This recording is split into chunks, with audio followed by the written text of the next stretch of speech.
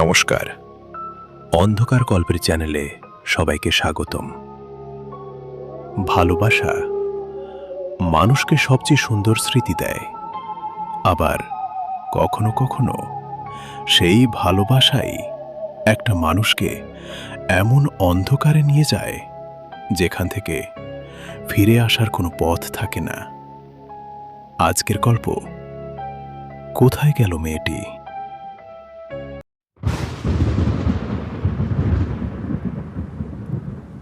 24শে জুলাই রাত 9:17। কলকাতার নিউ টাউনের একটি ছোট্ট ভাড়া ফ্ল্যাটে বসেছিল অরিজিৎ। বয়স প্রায় 27 বছর। একটি ডিজিটাল মার্কেটিং কোম্পানিতে চাকরি করে। সারাদিনের কাজ শেষ করে আজ তার মুখে কোনো ক্লান্তি ছিল না, বরং ছিল শুধুই অপেক্ষা। কারণ আজ ঠিক 1 বছর পূর্ণ হলো মেঘলার সঙ্গে তার সম্পর্কের। বিছানার ওপর একটি ছোট্ট উপহারের বাক্স রাখা, ভেতরের উপর একটি ছোট্ট লকেট। মেঘলা অনেকদিন ধরেই বলছিল, তুমি কোনোদিন আমাকে কিচ্ছু গিফট দাও না। আজ সেই অভিমান মাঙানোর দিন। অরিজিৎ ফোনটা হাতে তুলে নিল। একবার, দুইবার, তিনবার, প্রতিবারই একই উত্তর এলো, the number you are calling is switched off. Arijit একটু বিরক্ত হয়ে বলল, আবার ফোন অফ? ঠিক তখনই ফোনে একটি মেসেজ, মেঘলা, আমি পৌঁছে গেছি, তুমি একা এসো, কাউকে নিয়ে এসো না। অরিজিতের ভ্রু কুঁচকে গেল। সে সঙ্গে সঙ্গে টাইপ করল, কোথায়? কয়েক সেকেন্ড কোনো উত্তর নেই। তারপর আবার একটি মেসেজ, রায়চৌধুরী বাড়ি।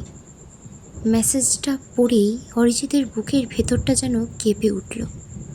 কারণ রায়চৌধুরী জমিদার বাড়ি, এই নামটা সে গত 1 বছর ধরে উচ্চারণও করেনি। 1 বছর আগে এই বাড়িতে অরিজিৎ আর মেঘলার মধ্যে ভয়ঙ্কর ঝগড়া হয়েছিল।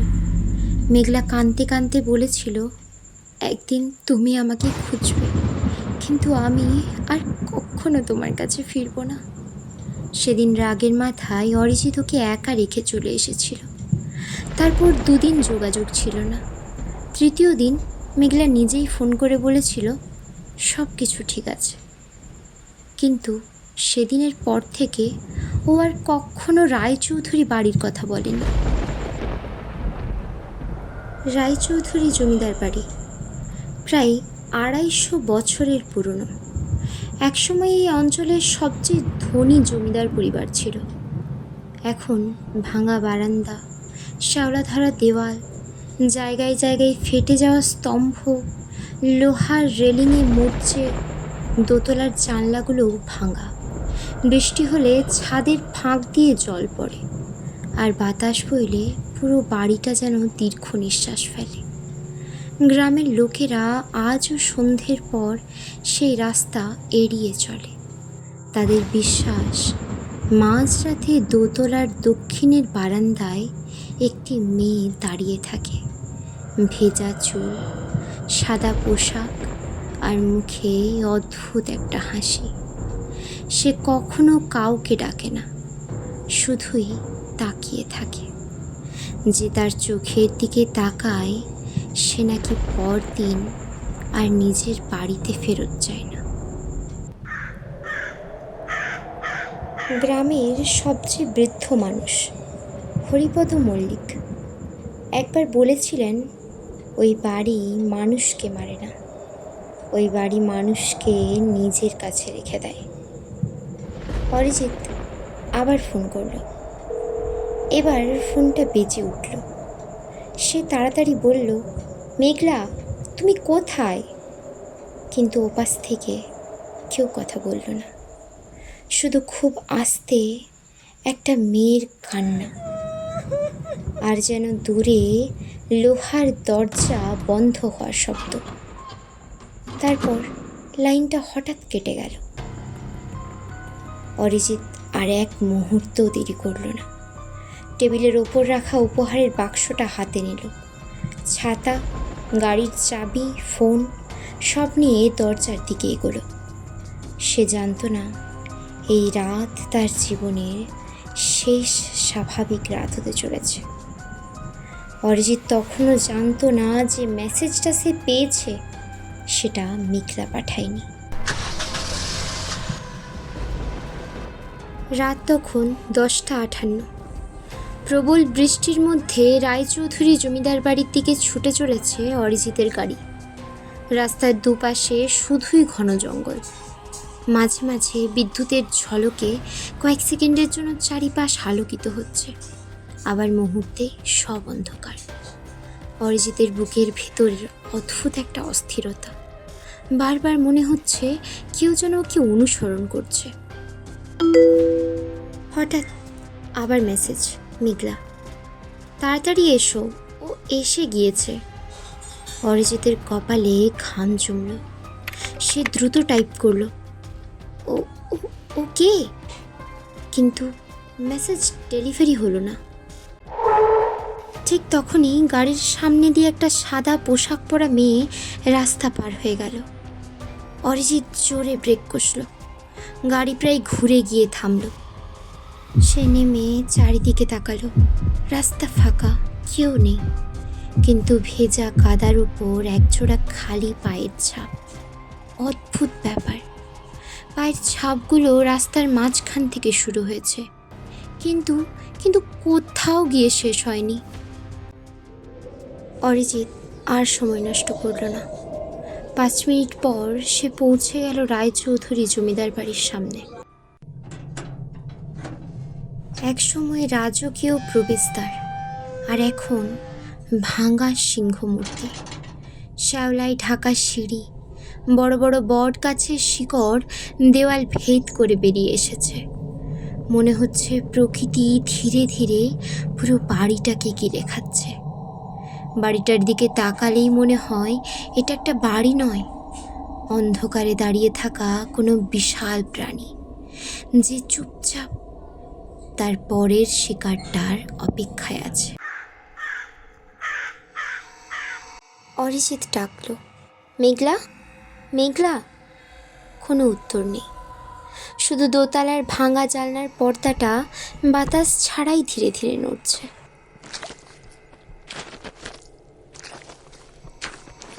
সিঁড়ি বেয়ে উপরে উঠতেই তার চোখে পড়ল মাটিতে একটা রূপোর চুড়ি।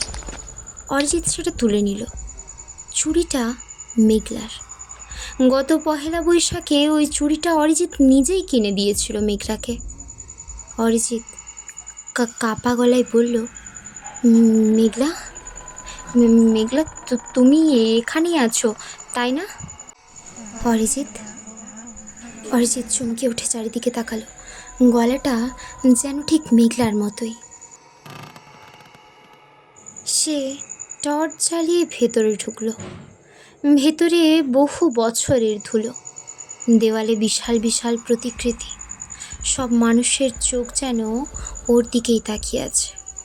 একটা পুরনো দোলনা, যা নিজের থেকেই আস্তে আস্তে দুলছে, যদিও ভেতরে কোনো বাতাস নেই। হঠাৎ দেওয়ালে ঝুলে থাকা বহু বছর বন্ধ ঘড়িটা নিজের থেকেই বাজতে শুরু করলো। 1, 2, 3 এইভাবে 11 বার।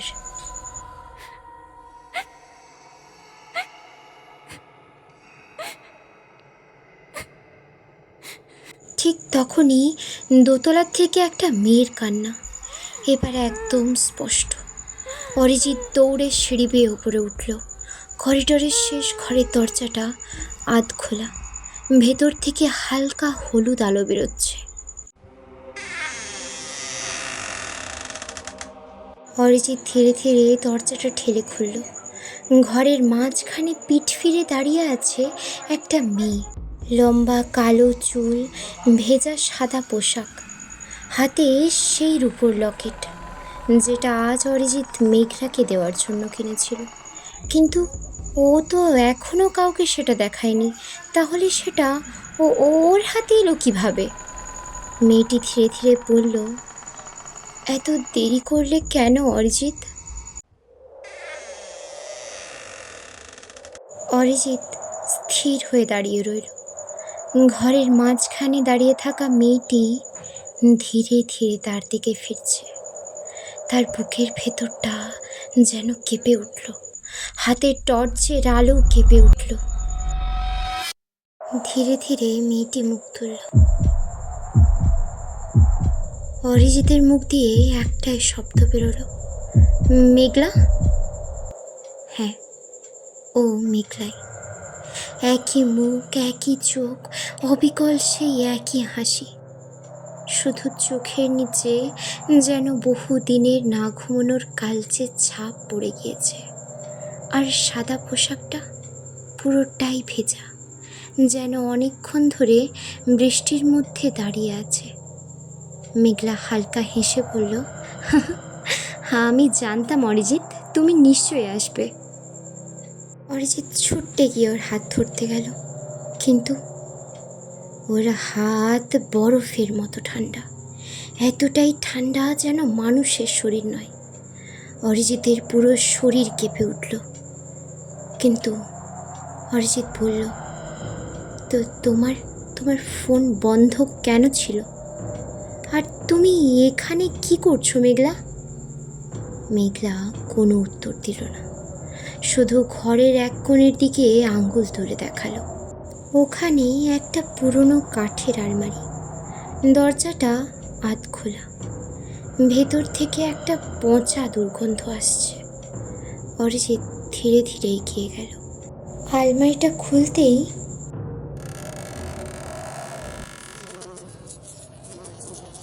ভেতরে শুধু একটা পুরনো ডায়েরি, ধুলোয় ঢাকা, মলাটে লেখা রায়চৌধুরী বাড়ির শেষ দিন। অরিজিৎ ডায়েরিটা খুলল।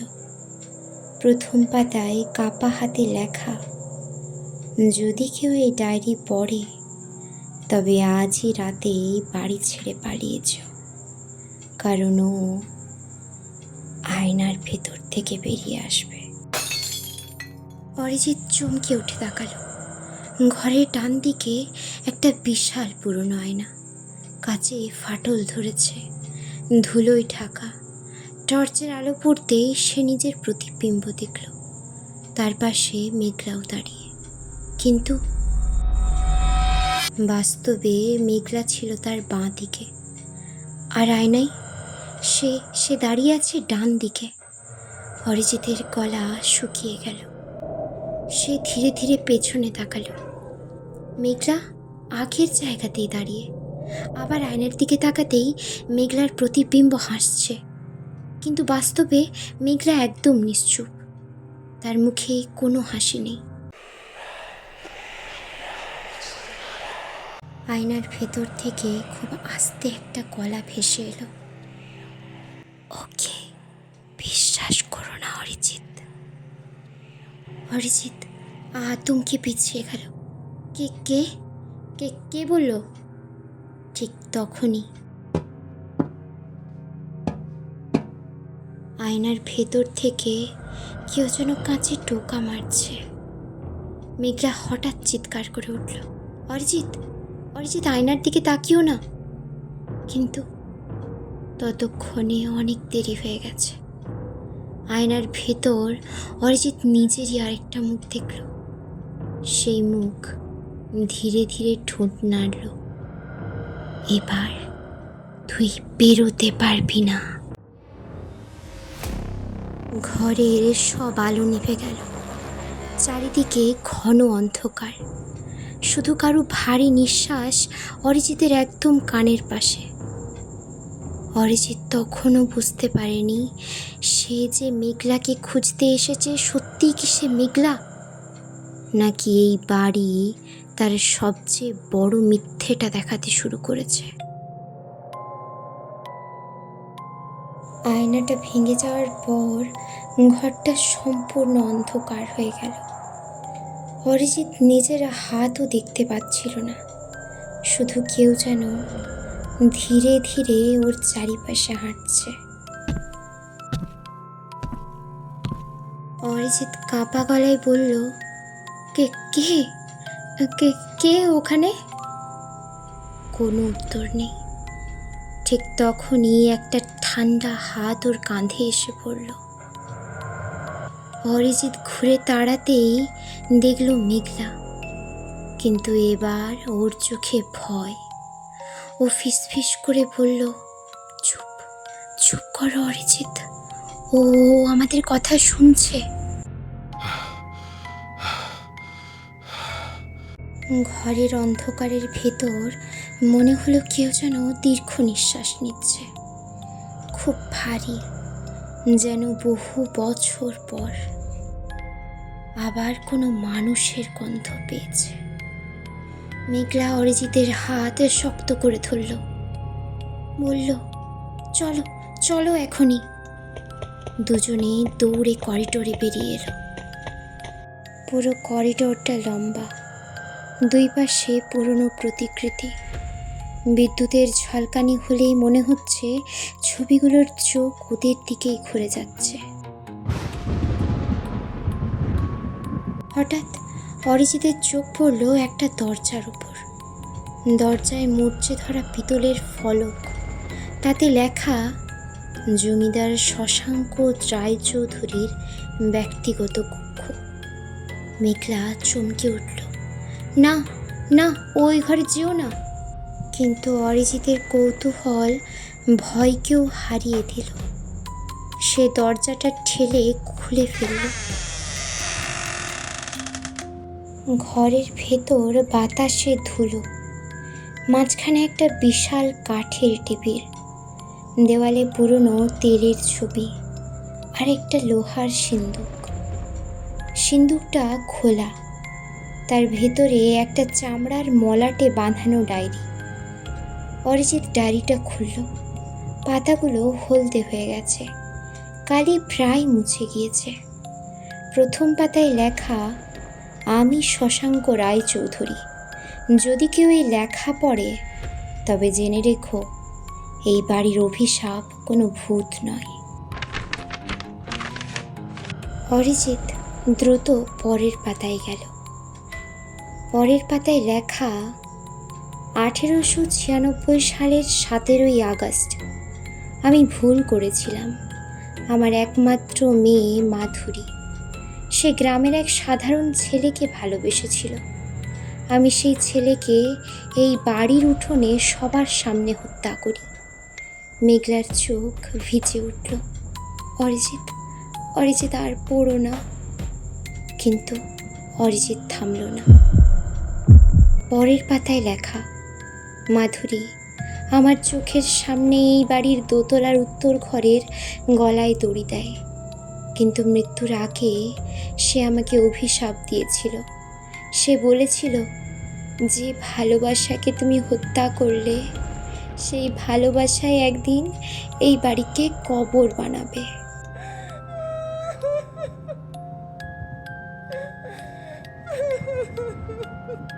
হঠাৎ ওপরের তলা থেকে একটা মেয়ের কান্না ভেসে এলো, একদম হৃদয় বিদারক। মেঘলা কাঁদতে কাঁদতে বলল, ও মাধুরী, ও মাধুরী। অরিজিৎ। অরিজিৎ অবাক। মেঘলা, তুমি ওর নাম জানো কিভাবে? মেঘলা কিচ্ছু বলল না, শুধু ধীরে ধীরে নিজের গলার ওড়নাটা সরালো।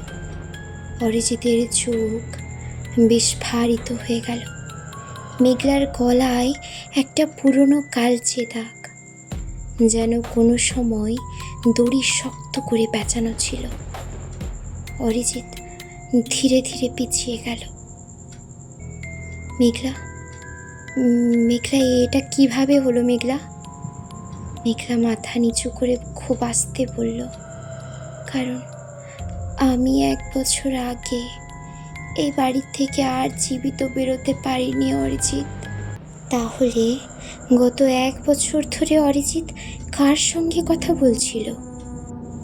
আর যদি মেঘলা সত্যিই মারা যায়, তাহলে শেষ 1 বছরে তার সঙ্গে কে দেখা করত?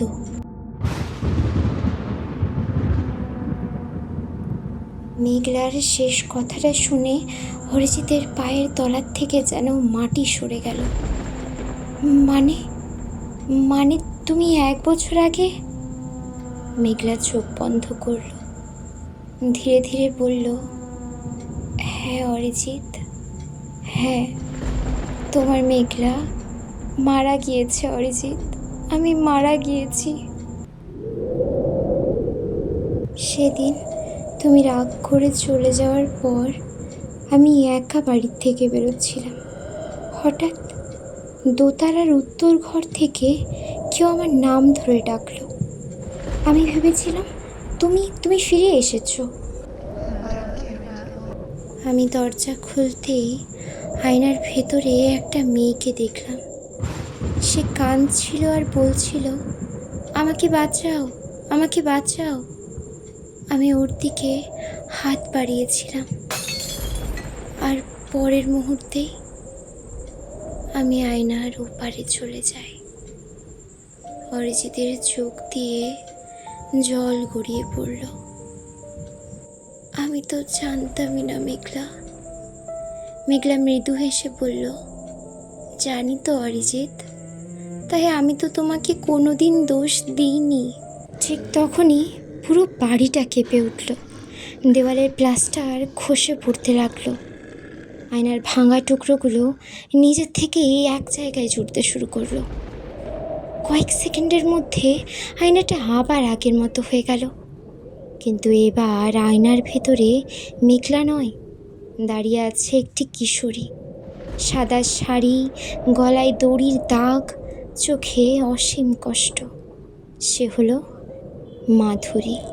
মাধুরী ধীরে ধীরে বলল, আমি কাউকে মারতে চাইনি, আমি শুধু একজনকেই চাইছিলাম যে আমার কষ্টটা বুঝবে।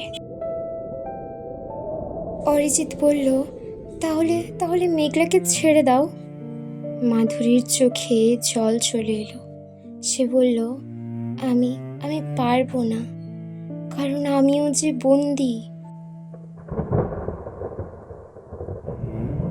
ঠিক তখনই ডায়েরির শেষ পাতাটা নিজের থেকেই খুলে গেল। তাতে লেখা, যদি কেউ নিজের সবচেয়ে প্রিয় মানুষটির জন্য স্বেচ্ছায় এই অভিশাপ গ্রহণ করে, তবে বন্দি আত্মা মুক্তি পাবে। অরিজিৎ ডায়েরিটা বন্ধ করল। সে মেঘলার দিকে তাকিয়ে হাসল। মেঘলা, তুমি বাড়ি যাও। মেঘলা কাঁদতে কাঁদতে মাথা নাড়ল।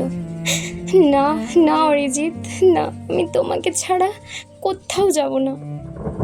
অরিজিৎ পকেট থেকে রূপোর লকেটটা বের করলো, মেঘলার হাতে পরিয়ে দিল। মেঘলা, এটা তোমার জন্যই কিনেছিলাম আমি। মেঘলা কাঁদছে। অরিজিৎ ধীরে ধীরে আয়নার সামনের দিকে এগিয়ে গেল। মাধুরী তার দিকে হাত বাড়ালো। অরিজিৎ চোখ বন্ধ করে ওর হাতটা ধরল। এক ঝলক সাদা আলো, পুরো বাড়িটা কেঁপে উঠল।